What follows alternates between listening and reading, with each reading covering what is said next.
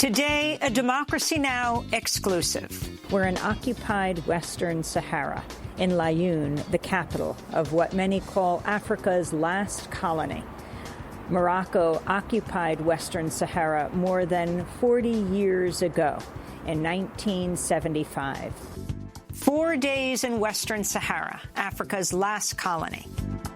As Sahrawi women, we're not backing off until we get our final victory and liberate our homeland. The beatings will not deter us from continuing the fight, and even if we die, it will be a sacrifice so that our sons and future generations can live in the freedom that we've been denied. In this special report, Democracy Now! Breaks the media blockade and goes to occupied Western Sahara in the northwest corner of Africa to document the Sahrawi decades-long struggle against Morocco's violent occupation. I have a daughter as 7 years old, so I try to tell her that my father was kidnapped and tortured and etc. But I try to teach her that one day I will face the same fate.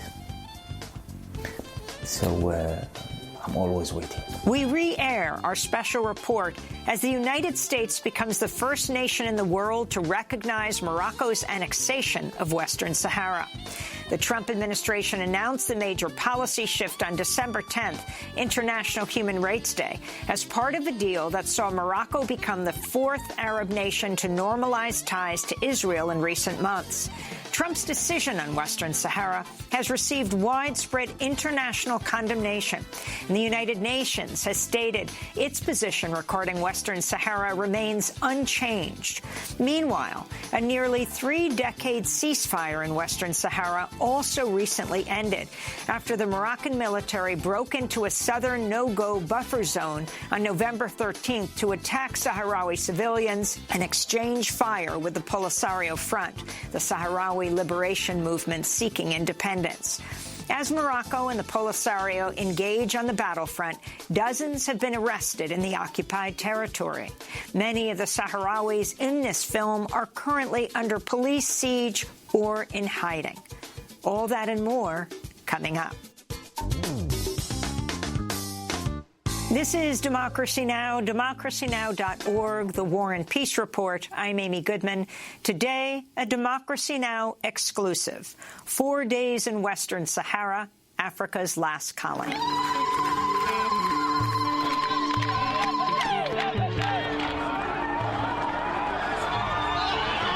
Western Sahara, where peaceful protesters, led by women, are beaten in the streets. Thousands have been tortured, imprisoned, killed, and disappeared while resisting the Moroccan occupation. He jabbed right at my eye with his baton. I was yelling at him, "Hey, you Moroccan, you pulled out my eye." Where natural resources are plundered, from phosphates to fish. I say that our damnation comes from the natural resources we have here. If it wasn't for these natural resources, Morocco would never have invaded Western Sahara. Where a massive wall divides a people, the Sahrawi, the native population, denied a vote for self-determination. If we don't speak out, especially us as victims who have suffered all of this, if we don't speak out and defend our cause, this problem will remain. Western Sahara, the center of a 4 decades-long struggle for independence from Morocco, its neighbor to the north. Morocco has occupied the territory since 1975 in defiance of the United Nations and the international community. The story of Western Sahara is one of colonialism, plunder, and resistance. It's also a story rarely told in the international media. And it's here in Western Sahara where the scholar Noam Chomsky says the Arab Spring first began in late 2010, before the uprisings in Tunisia and Egypt. The Moroccan forces came in, destroyed the tent cities, a lot of killed, wounded, and so on, and then it spread. But the struggle in Western Sahara dates back much longer. For nearly a century, Western Sahara was colonized by Spain, but the Spanish occupation ended in 1975, setting off a regional fight. On October 31st, 1975, both Morocco from the north and Mauritania from the south invaded Western Sahara as Spain withdrew. Days after Moroccan troops invaded, King Hassan II ordered hundreds of thousands of Moroccan citizens to enter Western Sahara in what became known as the Green March. Mauritania would withdraw less than 4 years later, but Morocco has remained to this day.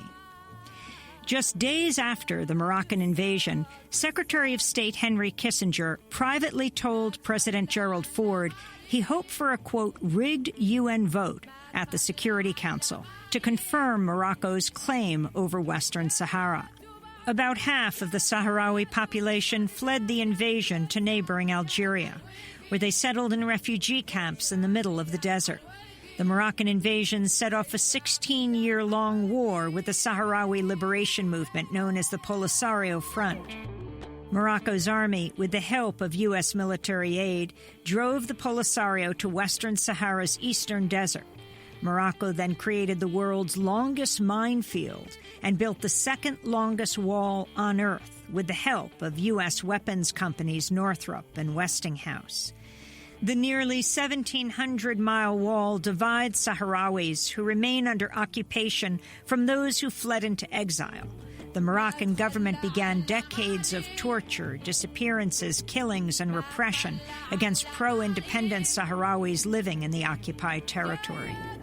In 1991, the UN sponsored a ceasefire and promised Sahrawis a referendum on self-determination, organized by its peacekeeping mission known as MINURSO. Since then, Morocco has blocked attempts to organize the vote, and the UN Security Council has refused to implement its own referendum plan or allow MINURSO to monitor the human rights situation in the territory. And the international media has largely ignored the occupation, in part because Morocco has routinely blocked journalists from entering Western Sahara. But in late 2016, Democracy Now! Successfully broke the news blockade. We were in Marrakesh, Morocco, for the United Nations Climate Change Conference. With UN credentials and U.S. passports, we decided to take a chance and attempt to do what no foreign television crew has done in years, report from Africa's last colony.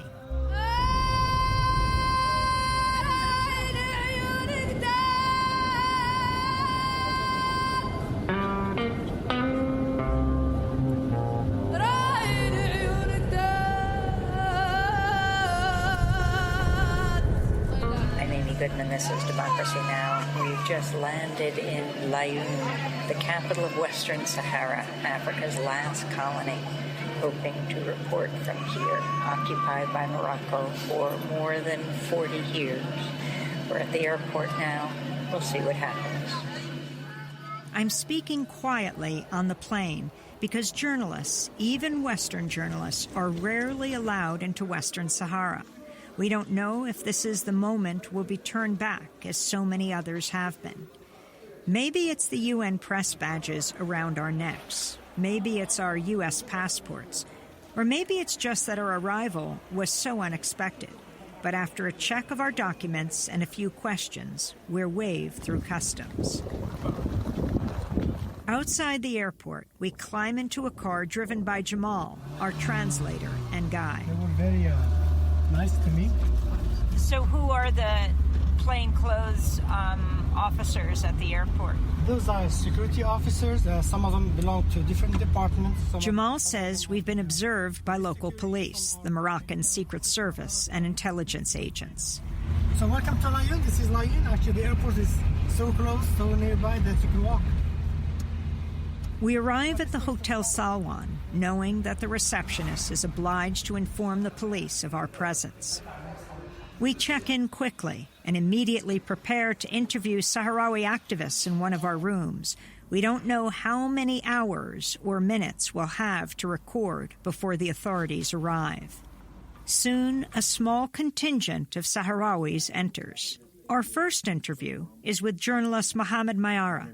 He speaks in hushed tones about the torture and murder his family faced at the hands of the Moroccan authorities. My father was among 4 brothers were kidnapped directly when Morocco invaded the Western Sahara. So he was arrested in February 27th, 1976. That was 2 months. He was kidnapped, and then they sent him to a secret jail, well known by the Sahrawis, Agdes, in south of Morocco. He spent 1 year and 6 months, and he was killed under torture.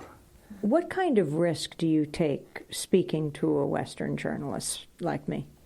I have a daughter as 7 years old, so I told her when she asked me about my father, so I tried to tell her that my father was kidnapped and tortured and etc. But I tried to teach her that one day I will face the same fate. So I'm always waiting. Why do you take that risk? Because I think it is engagement.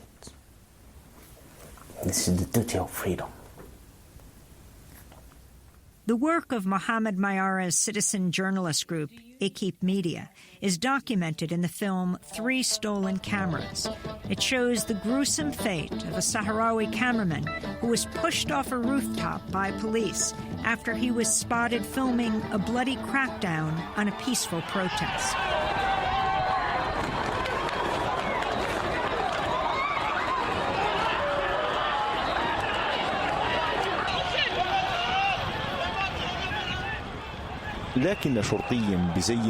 Suddenly, an undercover policeman had detected me on the rooftop.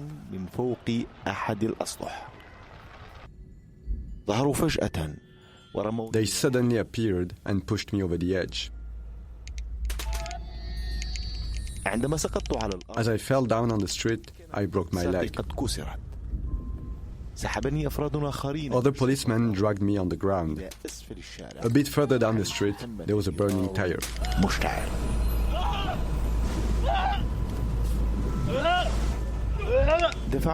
They pulled me over it.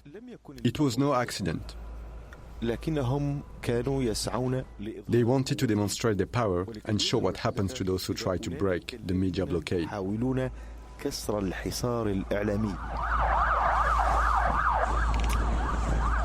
Facing this kind of violence against those who document Morocco's crackdown on dissent, it's remarkable that these Sahrawis were willing to speak with us. We also meet journalist Hayat Qatari. Can media operate here in Western Sahara? Can you have your own media? We are very much harassed. The most recent episode was when my sister, Nazha al-Khalidi, had her camera confiscated. And then they arrested her.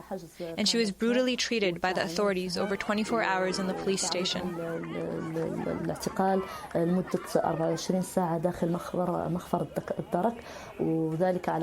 apart from when she was trying to videotape a peaceful demonstration at the beach of El Wad.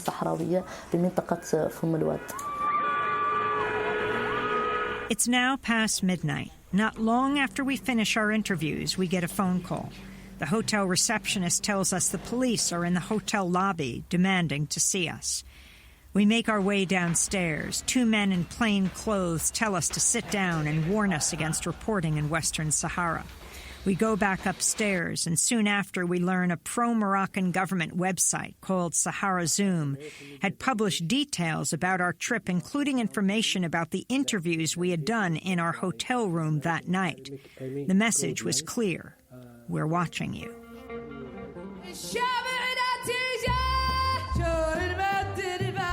This is a Democracy Now! Special. 4 days in Western Sahara, Africa's last colony.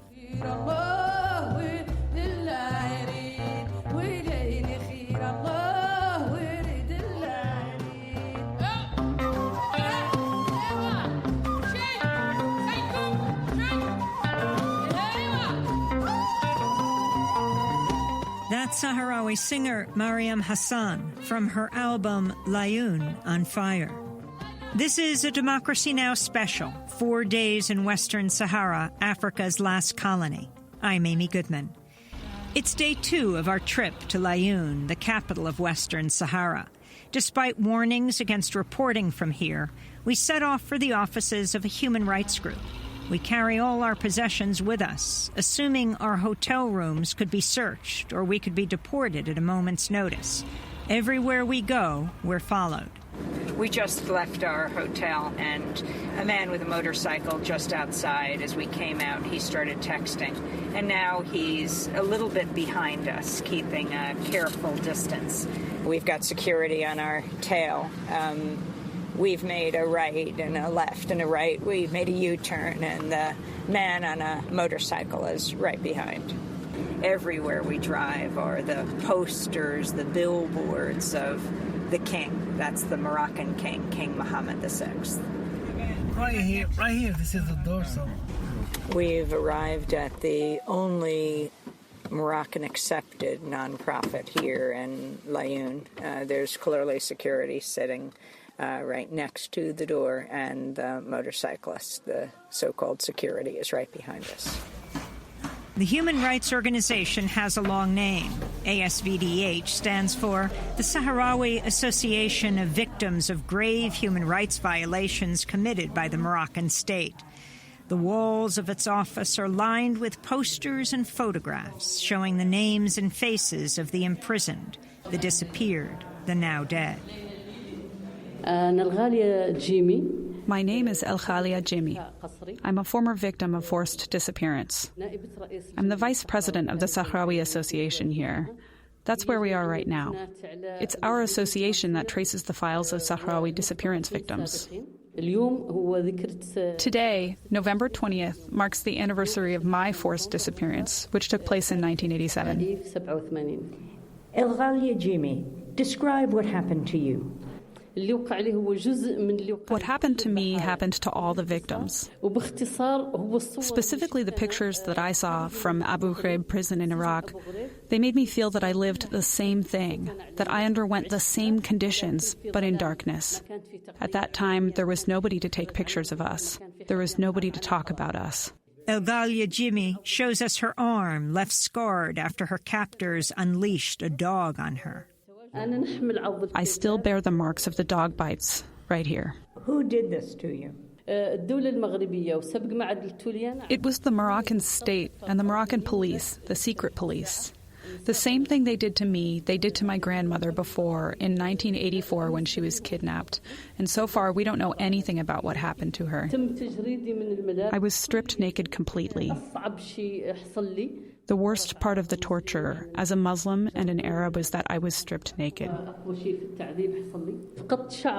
I lost all my hair because of the chemicals they used on my head, which they left on me for 2 months and 27 days.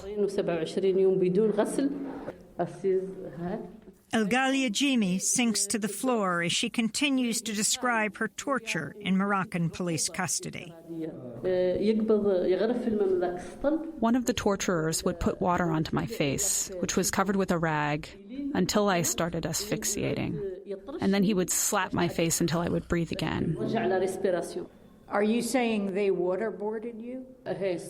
Yes, they poured water on my face until I asphyxiated. And then one of them who was at my feet would beat me with a baton.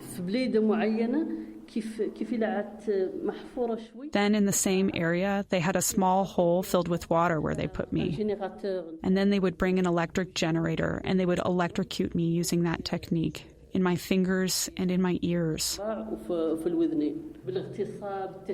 They threatened me with rape, to kill me with a pistol to the head and to brainwash me.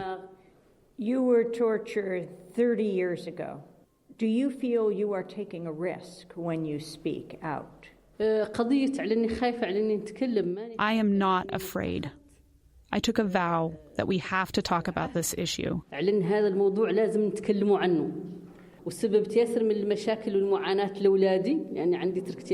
If we don't speak out, especially us as victims who have suffered all of this, if we don't speak out and defend our cause, this problem will remain.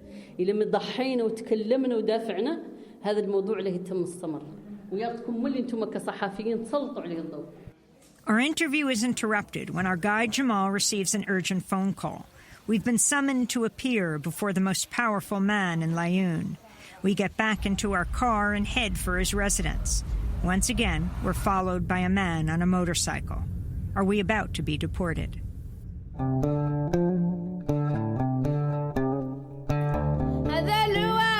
Time after time, journalists are turned back as they try to enter Western Sahara.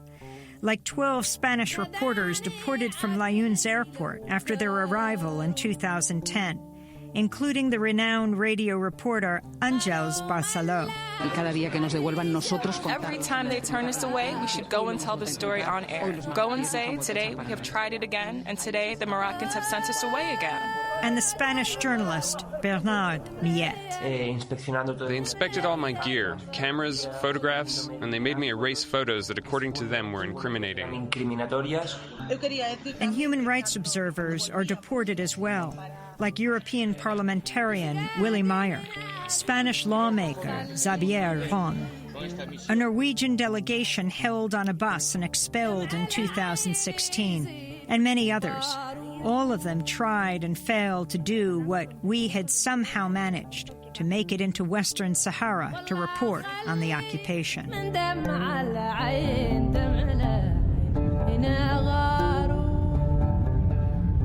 We're going to see the governor of Laayoune. His name is Yahvé Bouchab. He's the wali. Actually, we call him the wali. It's a much superior position to the governor. He's appointed by the king. The wali is a Sahrawi and former member of the Polisario Front. He now works for the Moroccan monarchy, overseeing a security apparatus that seeks to crush the Sahrawi independence movement. We arrive at his fortified compound and are escorted inside by armed guards, afraid we're about to be expelled from the territory. So this is the residence of the governor, the wali. Okay, let's go, please. Inside the wali's residence, we're seated, served tea, dates, and nuts.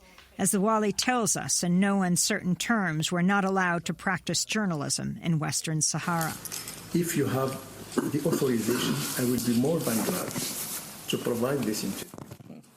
Second position, if I am retired, I can even come to your station in the U.S. And to deliver that interview. I will be more than glad. But now, as far as you have no authorization. Despite the wali's warnings, I continue to question him. I quote from a Human Rights Watch report titled Keeping It Secret, about Morocco's efforts to block access to MINURSO. That's the UN mission for a referendum on the status of Western Sahara. MINURSO staff members, including military observers, are subjected to constant surveillance by Morocco. This and internal pressure from MINURSO made them reluctant, even frightened, to speak to our organization, which is Human Rights Watch, except on the explicit condition of anonymity. Very exciting. Moroccan security forces, this is Human Rights Watch. Very exciting. Human Rights Watch, is that Bible? No, but are you... Is that Quran? Are you... No, I'm asking, are you disagreeing with this? I disagree completely. They say... They are working for an agenda here. What they have said about the other party? Moroccan security forces tried to prevent Human Rights Watch from entering the UN headquarters, stating that entry was forbidden to non-MINURSO staff unless it had been cleared with local Moroccan authorities first. Moroccan authorities' harassment of Human Rights Watch, as well as their strict surveillance of its activities, impeded the organization's ability to conduct a thorough investigation of human rights. Anything. They say just anything just to make things exciting. So let me ask you another question, which is of concern to many people in the human rights community, which is the issue of the protests here being cracked down on and people being beaten or arrested. That's a good thing. If you are talking about peaceful demonstration, I'm with. Completely am.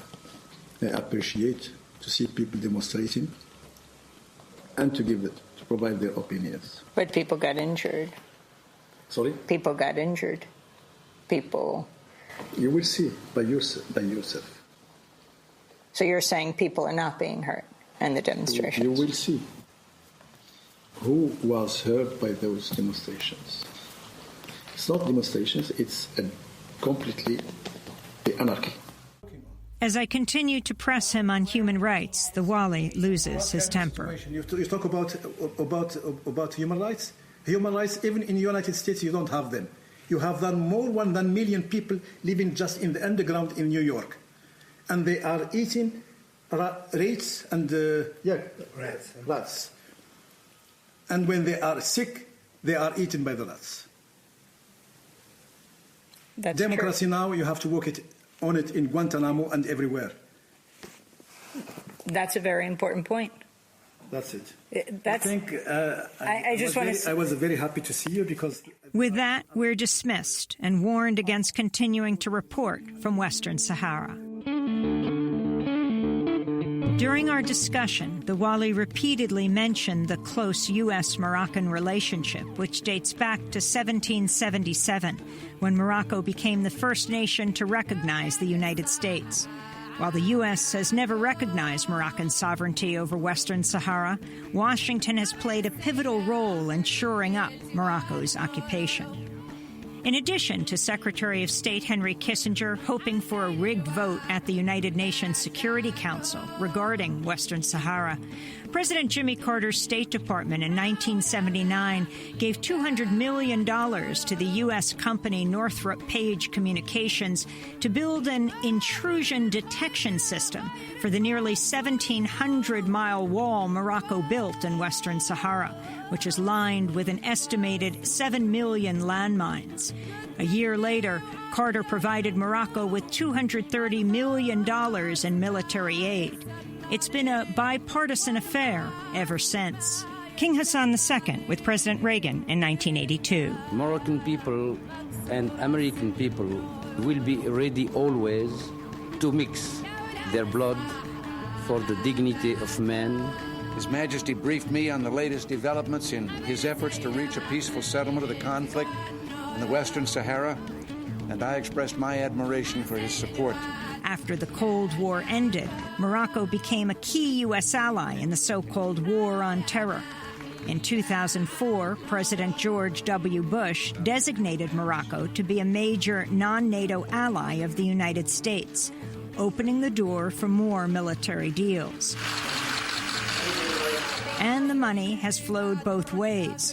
The state-owned Moroccan Phosphate Company, OCP, which operates in Western Sahara, donated as much as $12 million to the Clinton Foundation prior to the 2016 election.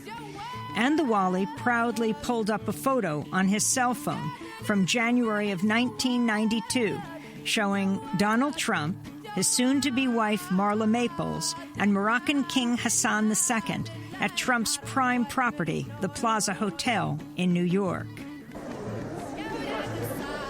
Jump forward a quarter of a century to now President Trump's disgraced Environmental Protection Agency Administrator Scott Pruitt.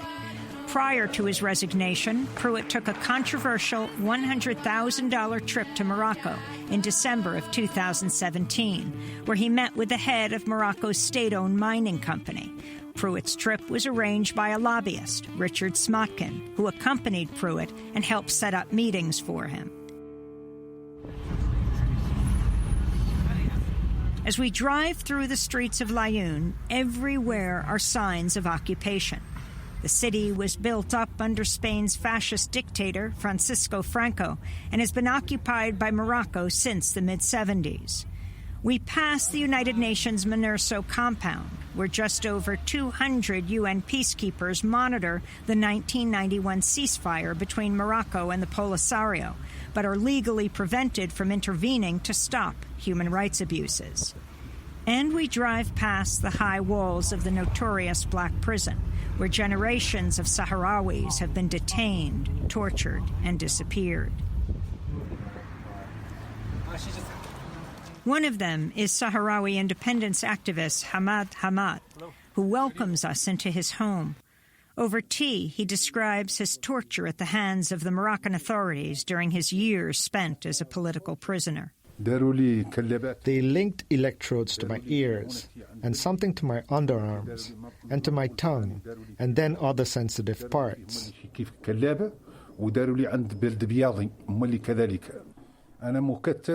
I was bound, and when they used that manual generator, I would hear it cranking. Each time they cranked that generator up, I felt that my heart was going to burst out of my body.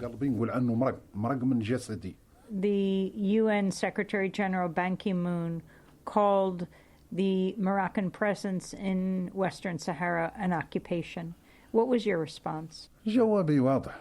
My answer is clear.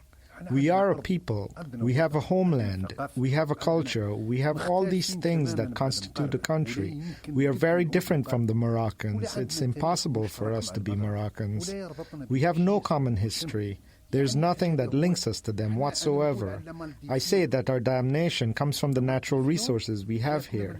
If it wasn't for these natural resources, Morocco would never have invaded Western Sahara with the support of Spain and France. Western Sahara is a territory rich in natural resources, which Morocco has exploited since the 1975 invasion, despite international court rulings establishing that the kingdom has no sovereignty over the territory. Morocco controls the majority of the world's reserves of phosphates, a mineral used in fertilizers that's critical to feeding the world. Phosphate is transported more than 60 miles along the world's longest conveyor belt, from mines in the desert to the port of Laayoune, where it's loaded onto cargo ships bound for the U.S., Canada, and countries around the world. Western Sahara's fishing waters are among the richest on Earth, supplying the European Union with much of its seafood. Foreign energy companies continue to explore for offshore oil, even though the UN says the prospecting violates international law. Even Western Sahara's sand is sold, loaded onto ships bound for European resorts. A pair of recent rulings by Europe's highest court declared Western Sahara is not a part of Morocco, and that European Union trade deals cannot include products from the occupied territory. Ships carrying phosphates from Western Sahara have been held up in ports in Panama and South Africa after the Polisario challenged ownership of the cargo, claiming it belongs to the Sahrawi people. Sahrawis are fighting the plunder through peaceful demonstrations and through the courts. When they hold protests in their refugee camps in Algeria, thousands turn out to oppose foreign companies profiting from the occupation, like the European oil and gas driller Sanlion Energy. But when Sahrawis protest in occupied Western Sahara, they're routinely met with violence by Moroccan authorities.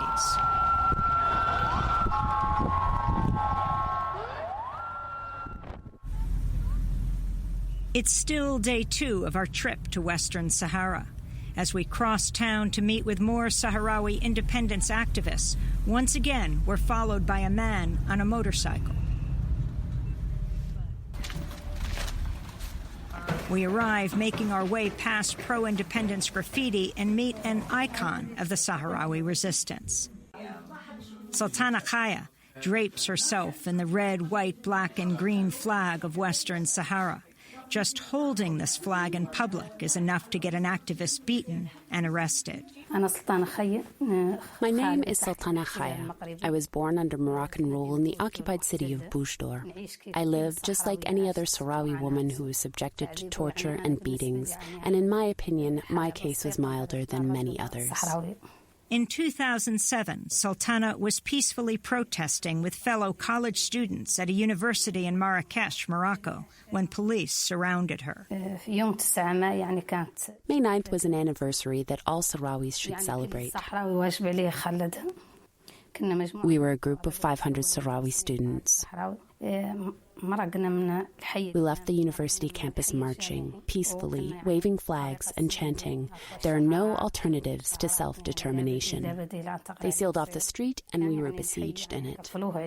As tear gas spread, Sultana was beaten by police, one of whom singled her out for more abuse.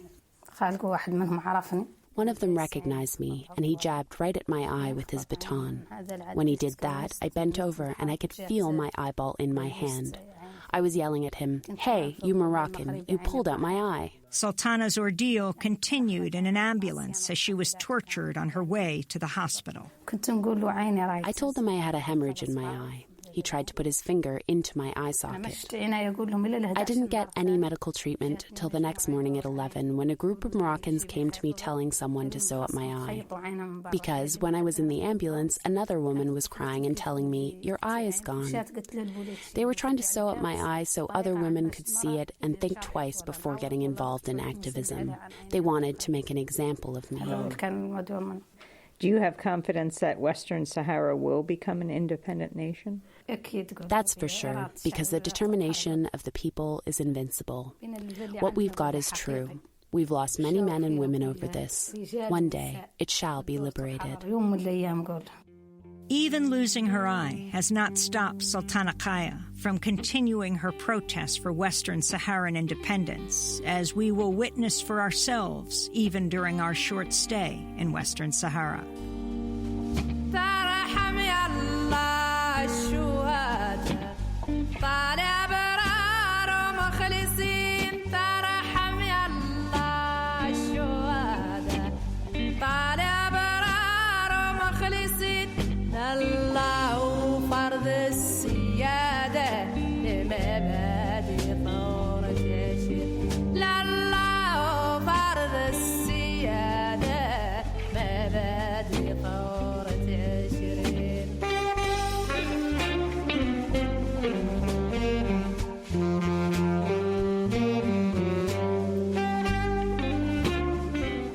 Sahrawi singer Mariam Hassan from her album Layun on Fire.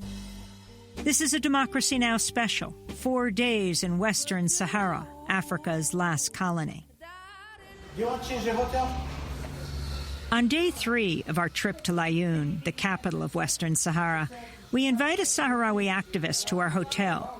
Hama Okoteb is stopped by the hotel's receptionist as he tries to enter. She calls authorities to report an unregistered visitor, forbidding him from coming upstairs. After we push hard and threaten to leave the hotel, she relents, saying he could speak to us for 5 minutes. Hama Okoteb arrives clutching a photo of his brother, who was forcibly disappeared in 1992.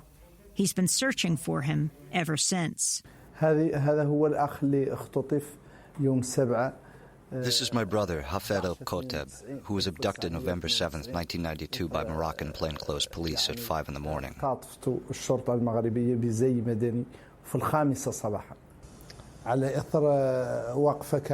It was because of his involvement in the demonstration at the Nagir Hotel, November 6th.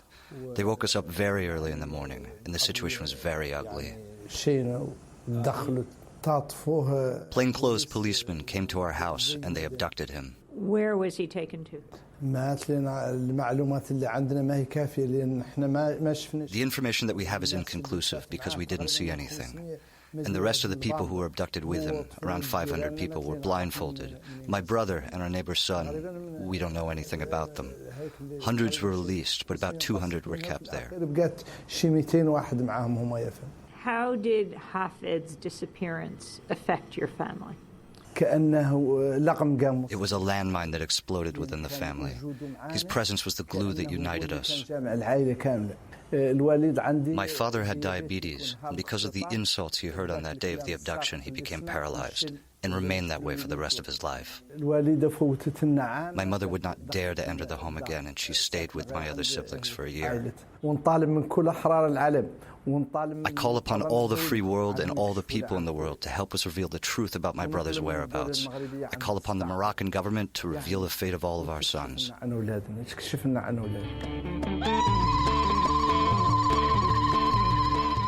On October 9th, 2010, tens of thousands of Sahrawis fed up with decades of occupation erected a large protest encampment in the desert outside Layun.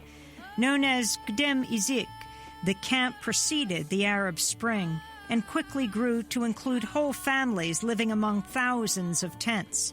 This is human rights activist Nama Asfari laying out the protesters' demands. Freedom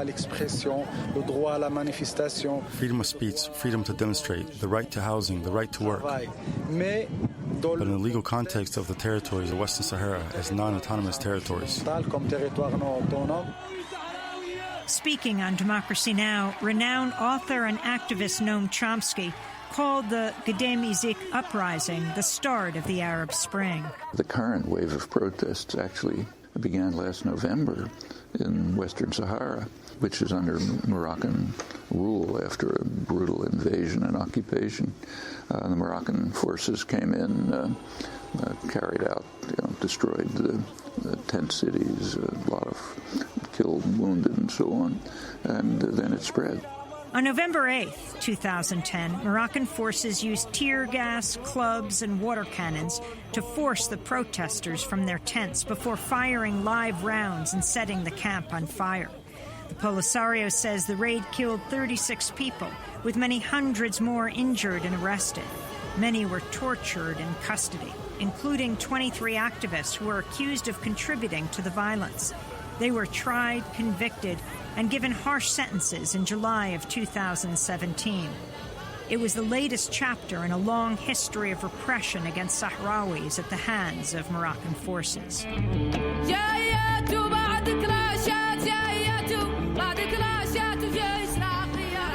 Many of those detained were represented by the Sahrawi lawyer Mohamed Labib Ergibi. He's a former activist who has disappeared in Moroccan prisons for 16 years. He's also the brother of the recently deceased Polisario leader Mohamed Abdelaziz. Ergibi is one of just 4 Sahrawi lawyers permitted by Morocco to try cases in court. The first stage of the arrests were made there, and they were brutal beyond imagination. They used an extensive number of strange tools for torture and beatings. Some of the prisoners were even forced to drink their own urine. They showed up before the interrogation judge, covered in blood. Why was Gedem such a turning point? What happened? Why were people protesting? Gedem was a turning point because it was a very genuine form of mass protest, like Western Sahara has never witnessed, nor has the rest of the world. Some have called it the first Arab Spring, before Tunisia and before Egypt.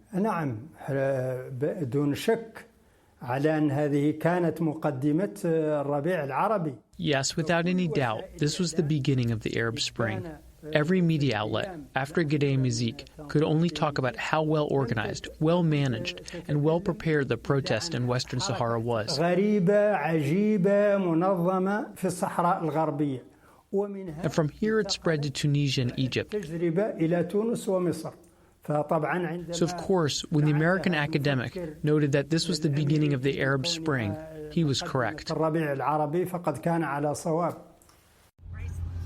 After leaving Mohamed Ergibi's office, we drive to a restaurant near the airport for dinner. As usual, we're followed.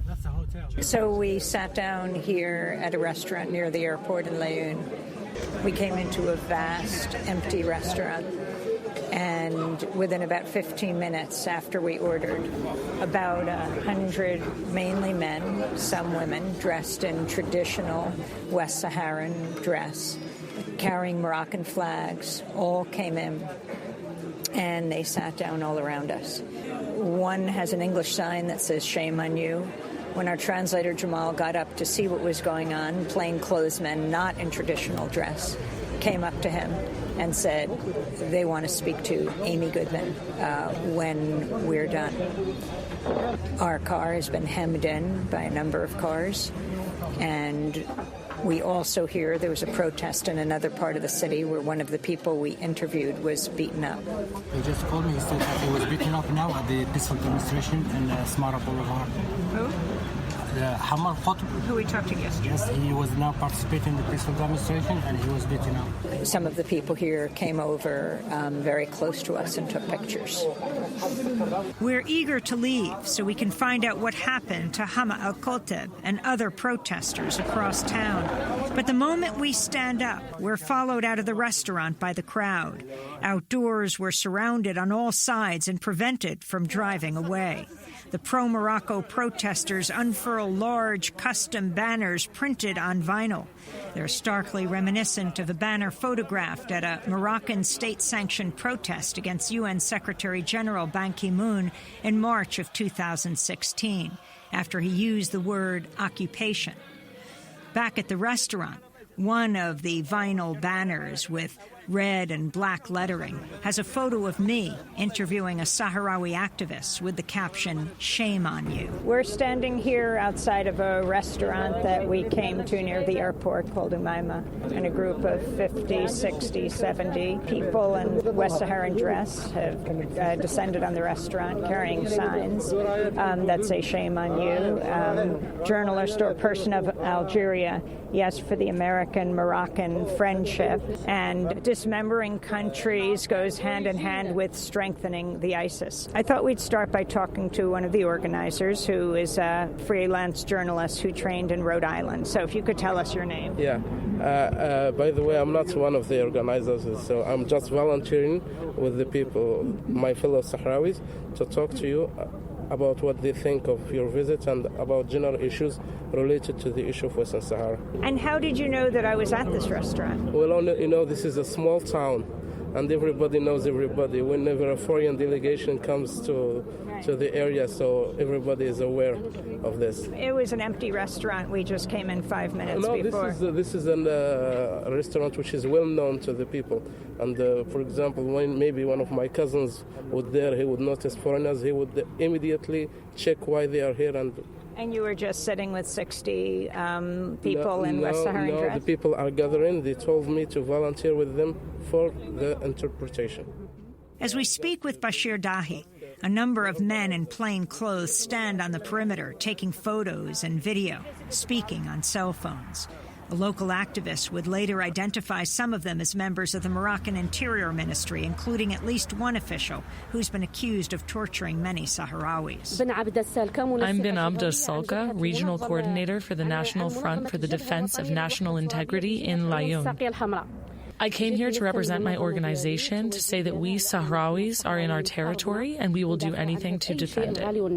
Right. But how did you know I was here? Because I'm always following the news, and this is something that concerns me. I'm required to know this. Was I in the news at this restaurant? No, this is normal. We are always aware of who comes to our territory when it comes to the national cause.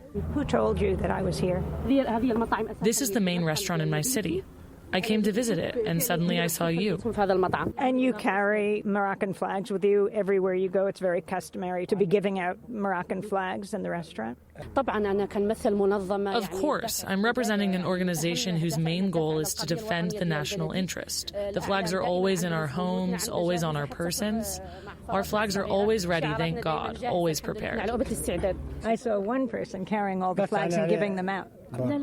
No, we were basically helping him. Do you understand me? Some of us are responsible for the national flags, others for communication. Our work is always organized and ready.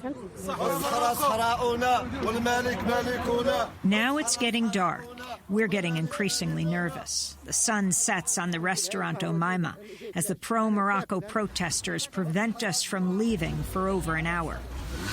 It's a clear effort to intimidate us and to keep us away from the protest across town. When we're finally able to escape, Jamal receives a call. A number of Sahrawi activists have been badly beaten. We race to the home where they're gathered to recover from their injuries. Inside, we find a number of women tending to an activist named Aziza Biza, who's retching and vomiting from her injuries. Should she go to a hospital? She can't go to a hospital because they will not admit her, and she's also too scared to go there. The activists have recorded video of their protests and the subsequent beatings by Moroccan forces on cell phones and camcorders. What our cameras couldn't capture, citizen journalists could. We begin downloading their footage as activist Mina Bali describes what happened. Because of your presence here, we wanted to have a protest and show you how things are here and how we are treated. It's been about 2 years since any journalists have accessed the territory.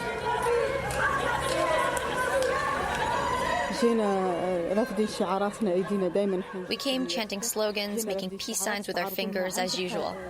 And then they intervened against us in the street.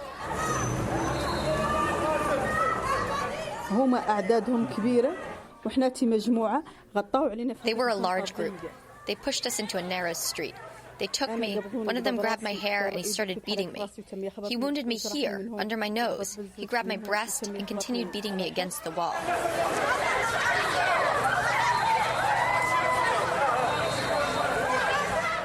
Aziza was with me, and he struck her in the kidney and hit her head against the wall.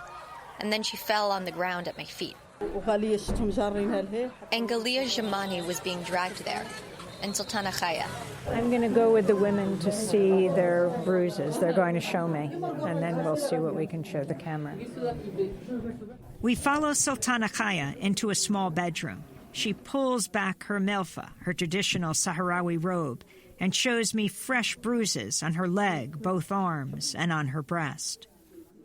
Sultana, describe what happened to you. All of us were participating as Sahrawis in the peaceful demonstrations for our right to self-determination. I was trying to gather my sisters for the protest at 5 o'clock, and the whole area was besieged. They were insulting us, beating us, dragging us, and using violence to let us know that we weren't going to be able to protest. They tried to single us out and pushed us into narrow streets where they could beat us without anyone observing. What you saw today is nothing compared to what we've witnessed over and over since 1975. But the news never gets out. As Sahrawi women, we're not backing off until we get our final victory and liberate our homeland. The beatings will not deter us from continuing the fight, and even if we die, it will be a sacrifice so that our sons and future generations can live in the freedom that we've been denied. Other Sahrawis have been injured as well. Mahfouda Lafkir shows us black and blue bruises on her arms. They hit me on the thighs, slapped me on the face, and beat me underneath my eye. Galia Jamani pulls back her melfa to show us gruesome injuries. Both her arms and both breasts are badly bruised. Like a number of these women, she's been sexually assaulted. Down your arm, you have black and blue marks, and on your breast, right up to the nipple, the police grabbed her, and you see all of the marks of the black and blue marks and the red marks. This one. Very, very painful. Once they intervened against us, one of them pulled and twisted me by my breast, and I was screaming out loud, "Hey, you're hurting my breasts," but he didn't care. Next, we meet the man who risked his safety to film the assault on protesters from a nearby rooftop. Hamoud Lili is a citizen journalist with the group Equipe Media. My name is Hamoud Lili. Can you describe what you're watching here? This is Galia Jamani, when a man in plain clothes was pulling her into a narrow street where they could beat her up. This street, where they usually beat people, has never been recorded before. They forced them here because they knew people were using their cameras to document everything on the main street. So I was lucky to get a clear shot of what was happening to Mina Bali and Aziza Biza, but unfortunately this informer saw me and then notified all the others. And then what happened? I tried to move to the next window, out of sight, but my hiding place was revealed. When they saw me, they tried to break down the door and they stormed the building. The house owner went outside and they beat him up. I fled the house. I closed the door to the rooftop and jumped to another house to save the camera gear, and that was my exit. Why are you a media activist? Why do you video? Because there's a total media blackout across the region, and there is no international media to cover everything that's happening to the Sahrawis.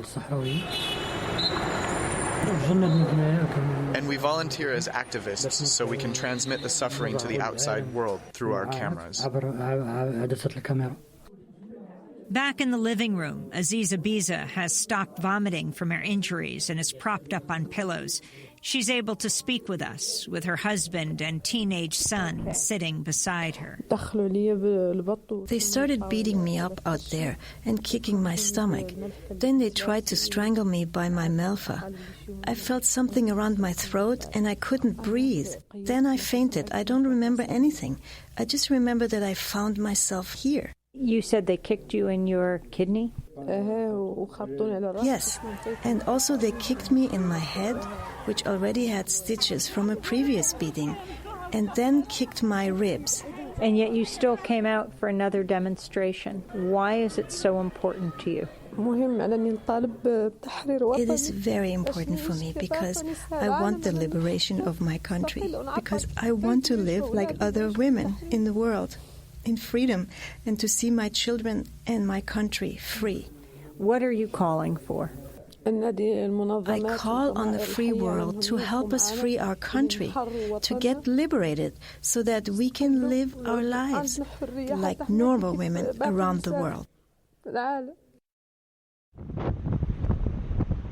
After leaving the activists, we returned to our hotel. It's dark. We're certain we're under heavy surveillance. There goes another new car. Can we turn off the light?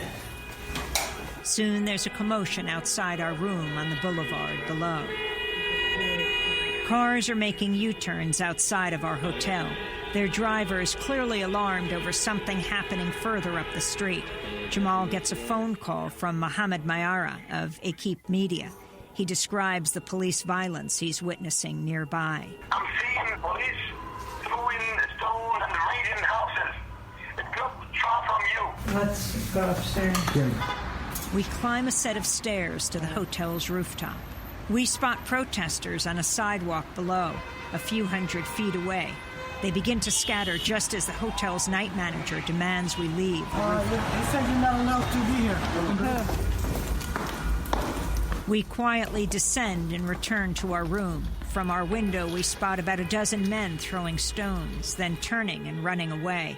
Moments later, police and riot gear arrive, charging the protesters and throwing rocks of their own.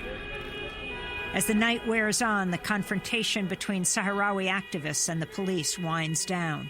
We heard later there'd been arrests. We spend our few remaining hours at the hotel taking precautions to protect the footage we'd recorded over our trip to occupied Western Sahara, then make our way to the airport. All right. Now we're leaving the hotel.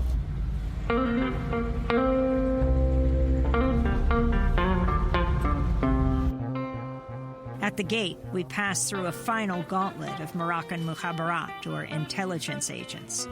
As we head to the plane, one of them says, "I hope you had a good time in Moroccan Sahara." Moroccan Sahara, the term the Moroccan government uses, but no country in the world officially recognizes. Morocco occupies Western Sahara, Africa's last colony. For Democracy Now!, I'm Amy Goodman, with John Hamilton, Mike Burke, and Dennis Moynihan. This has been a Democracy Now! Special, 4 days in Western Sahara, Africa's last colony. On December 10th, the United States became the first nation in the world to recognize Morocco's annexation of Western Sahara. The Trump administration announced the major policy shift as part of a deal that saw Morocco become the fourth Arab nation to normalize ties to Israel in recent months. 4 Days in Western Sahara was directed by John Hamilton and produced with our news director, Mike Burke, and Dennis Moynihan. Special thanks to Maria Carrion, Julie Crosby, Miriam Barnard, Brendan Allen, Hugh Gran, and all those who helped us along the way. All music by the late Sahrawi singer Mariam Hassan. I'm Amy Goodman.